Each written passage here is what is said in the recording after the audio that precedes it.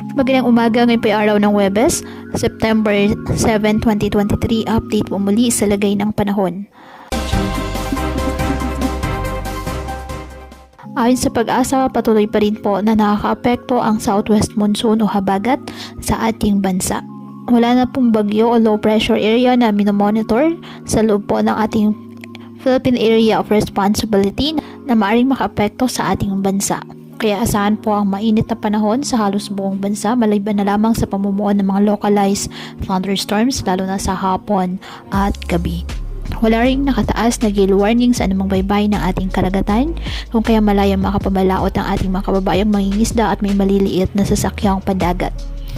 Ngayong araw, ang Luzon ay makakaasa po ng generally maliwalas na panahon, maliban na lamang po dyan sa may western section ng Luzon dahil pa rin sa epekto ng habagat.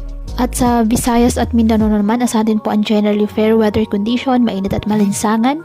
May chance lamang po ng mga localized thunderstorms lalo na po sa dakong hapon at gabi. Kaya pinapayuhan ng ating mga kababayan na may maingat at maging alerto po sa mga posibleng pagbaha at pagguho ng lupa at ugaliin na magdala palagi ng payong o kahit anumang panangga sa ulan sa tuwing lalabas ng ating mga tahanan. At yan po muna ang update sa lagay ng panahon ngayong araw. Muli patuloy po tayo na mag-ingat at palaging tandaan, God loves you. Stay safe and God bless.